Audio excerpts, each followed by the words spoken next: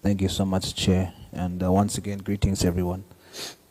Just a quick question to the council. Everybody would know by now my interest is always on transformation. Just to the council, how do you approach the issue of transformation? What is your definition of transformation in relation to race equality? Thank you for the question, Honourable Member. Transformation has to deal with, the demographics of, the population, and also regarding gender, which needs to be, taken into account to ensure that either in council, I don't know if the question was regarding members of council, or on which stakeholder within the institution. Across the board. Across the board, yes.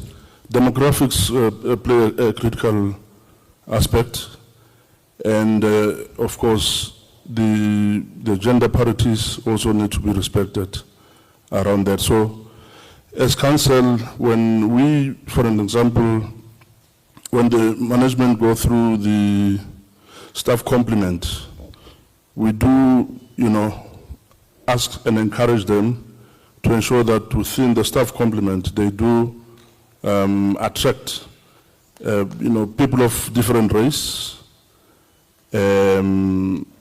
Of course, the gender parities are also important.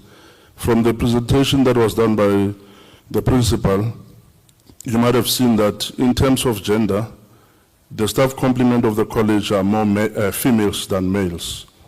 The difference would then be regarding the different levels, like management, senior management, and according to different categories. Okay. Just to, when you now look at the numbers of the staff profile, what is your view on especially on most senior level, on the numbers relating to Coloureds, Indians, and white people? What is your view on that? My view is that we do have a shortfall. One, of course, senior or executive about one female, which is the principal, with 2 male deputy directors, but across campus managers, we've got more females than males. But just on race, yes, that is where our challenge is. Yes, which is a subject that has been raised in council that we actually cannot have. But I think we need to mention that we had 2 campus managers who were female, who were white females, who went on retirement last year, or some early this year. I can't remember. Do you view Indians, Coloureds, and white people as Africans?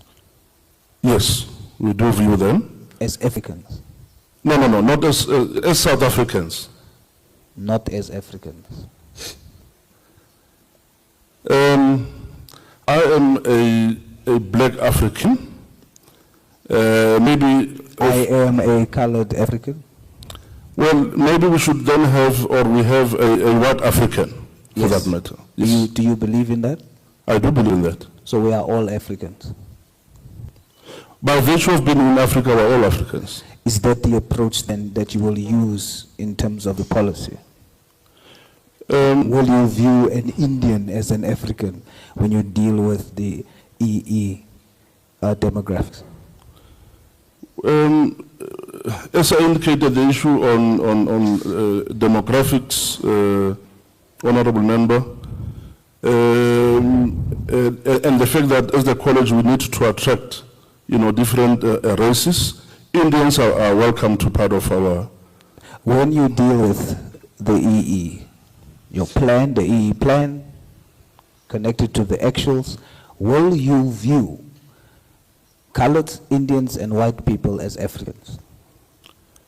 Yeah, I think this is a very critical question that you're asking me, that obviously challenge one to think beyond, how one have been perceiving these things. Yes. It's very critical. Thank you, Chair. Yeah. Thank you so much for your indulgence. To the principal, very quickly, do you have any foreign nationals on your staff? Yes, we do, Chairperson, through you. How many foreign nationals do you have? I think from the top of my head, there are 4. Why is it not indicated on the staff profile? Okay. I think it's an omission. Intentional omission or No, by it mistake? wouldn't be. They are part of our staff complement. So did you forget them? I'm no, asking, is it an intentional omission or did you forget them? No, it wasn't intentional. We didn't forget. I think I requested my colleagues in HR to give me information which they pulled from the system. And we took that. It's an omission, it's just an honest omission, Chair. Principal, I'm struggling to understand that it's either the 4 foreign nationals is on your staff system, correct? Yes. So if you pull it from the system, they should be pulled together with the rest. Correct. Why are they not pulled together with the rest? I cannot answer that, Chairperson, now, but humble apologies for the omission. We really is an honest omission. All right. Nothing attached to it. Okay, Principal. These, the 4 foreign national, the 4 positions that the foreign nationals are occupying, is it scarce skills? Yes, in some instances, yes. In other instances, they have been, I think they've got naturalized citizenship here. They've been in the country for quite a while. That's fine. Yes. I believe that they are legally in the country. No problem. They are Yes. brothers and sisters. Okay. But in terms of the law, we're trying to deal with the equity element. Okay. So the law requires that if a South African is denied a position Okay. and it's given to a foreign national, that position must be a scarce skill. It must be a skill that no South African can occupy, Okay. right? So my question is, that 4 positions, please name them for me to test this, whether that is scarce skills. The first one is for the audit accountant. The rest are lecturers. Are those scarce skills? Yes, one in the aviation space. We have a lecturer at Hillside View who is teaching aviation.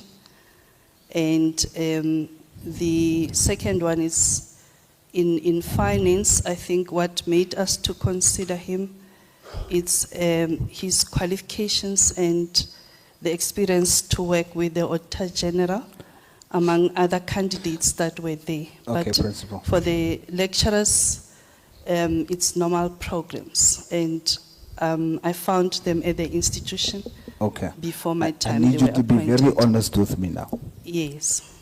The position of lecturer, the aviation lecturer, and the finance person. Are you saying those positions you can't find any South African for them? No, I'm not saying that. Now that's the test. Okay. If you are able to find South Africans for the position, Okay. then it is not scarce. So what the institution has done is you have foreign nationals occupying positions that South Africans can occupy. Okay. That's the fact. Do you accept that? Yes, I do. What I think we have tried to be open with our recruitment processes. We put them in the public for everyone to apply. We normally use the newspapers and for access of all South Africans. Principal. But Sorry, Sorry, just because of my time. Okay, right? sorry. But I would rather you Yes. accept the responsibility, I will do so, because Chair. to continue is to say that you've advertised that no South African came. Rather, don't do that. Okay, Accept the fact that you are in breach of a legal principle. I accept. Thank you. Thank you, Principal. Last question is for NSFAS. NSFAS, the college has admitted and accepted responsibility to repay NSFAS the 38 million after the SIU investigation. I'd like to know to date, how much of that 38 million have they repaid to NSFAS? Thank you, Chair. So I can't give an amount right now at the top of my head, but I know the arrangement was for it to be paid in installments, but I can find out from our finance department and furnish that information at a later stage. All right. Do you know of whether those repayments are happening every month consistently? I'd need to confirm that with our finance department, but I know there was that arrangement for it to be paid in installments. Thank you, Chair.